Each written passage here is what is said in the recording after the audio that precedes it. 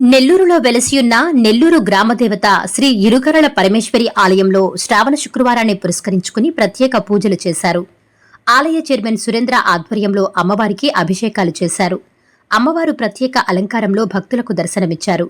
అనంతరం అమ్మవారికి పుష్పయాగం నిర్వహించారు. ఈ సందర్భంగా చైర్మన్ సురేంద్ర మాట్లాడుతూ, ప్రతి శ్రావణ శుక్రవారం అమ్మవారికి ప్రత్యేక పూజలు, అభిషేకాలు, పుష్పయాగం నిర్వహిస్తామన్నారు. ఈ కార్యక్రమానికి గంగిశెట్టి సాయి కుమార్ కుటుంబ సభ్యులు ఉభయకర్తలుగా వ్యవహరించారు. ఈ కార్యక్రమంలో మహిళలు పెద్ద సంఖ్యలో పాల్గొని అమ్మవారిని దర్శించుకుని అమ్మవారి కృపా కటాక్షాలకు పాత్రులయ్యారు.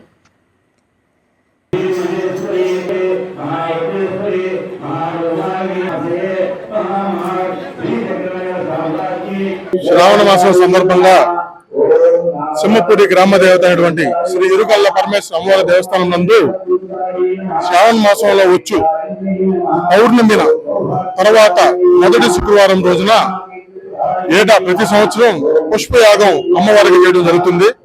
ఇందులో భాగంగానే నిన్న పౌర్ణమి తర్వాత తొలి శుక్రవారం రోజున ఈ రోజు శ్రీ ఇరుకల్ల పరమేశ్వర అమ్మవారి దేవస్థానం నందు అమ్మవారికి అత్యంత వైభవంగా పుష్పయాగ కార్యక్రమం జరుగుతుంది. ఇందుకు ఉభయకర్తలుగా గంగిశెట్టి సాయి కుమార్ మరియు వాళ్ళ కుటుంబ సభ్యులు ఉన్నారు. సాయి కుమార్ గారు అమ్మవారికి నిత్యం అమ్మవారి సేవలోనే ఉంటారు.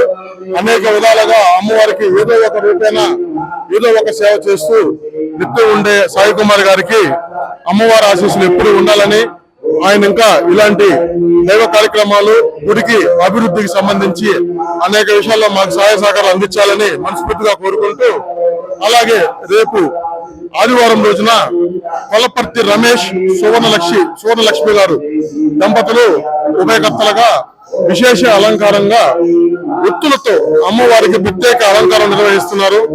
విశేషంగా గతంలో వాళ్ళు కూడా గాజుల అలంకారం, అలాగే చీరలతో అలంకారం, అలాగే పసుపుములతో అలంకారం అని విశేష అలంకారాలు చేసి చాలా జనాల్లో మందిలో మంచి పేరు వచ్చింది. అలాగే ఈసారి ఎత్తులతో అలంకారం చేస్తున్నారు.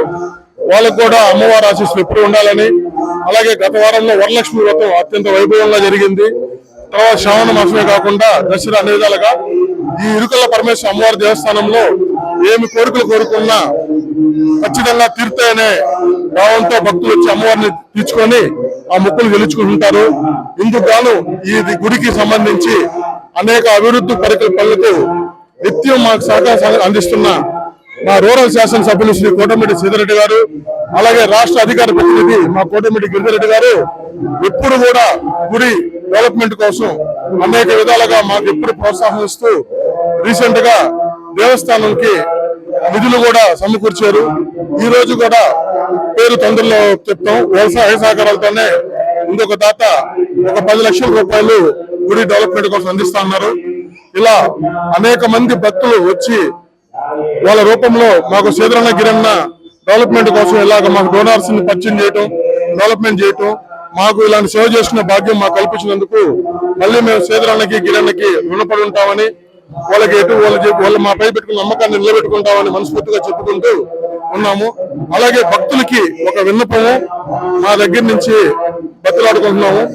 ఎప్పుడైనా విశేష కార్యక్రమాల రోజున ఎక్కువ మంది భక్తులు వస్తారు. మన గుడిలో చాలా ప్రాచీనమైన గుడి ఇది, ఎంతో చరిత్ర కలిగిన గుడి ఇది. ఈ గుడిలో అమ్మవారు దర్శనం కోసం ఎంతో మంది అనేక మార్గాల నుంచి వస్తుంటారు. అందువల్ల మీరందరూ కూడా మా సహాయ సహకారాలు అందిస్తున్నారు, అలాగే అందిస్తారని మనస్ఫూర్తిగా కోరుకుంటూ, ఏదైనా చిన్న చిన్న పొరపాట్లున్నా అర్థం చేసుకొని మనకి గుడిలోకి ఎంటర్ అయ్యే దారి ఒకటే దారి, పోయే దారి వచ్చే దారి ఒకటే కాబట్టి కొంచెం రద్దీ ఉన్నప్పుడు కొంచెం ఇబ్బందులు జరుగుతుంటాయి.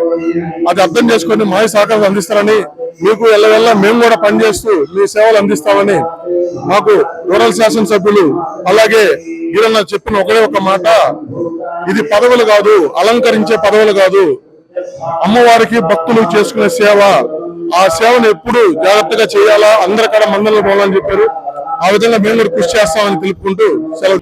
Nellore Narayana medical academy 2026 NEET ఫలితాల్లో ప్రతి ఇద్దరిలో ఒకరిని మెడికోగా తీర్చిదిద్దిన ఘనత కేవలం నెల్లూరు నారాయణ మెడికల్ అకాడమీదే.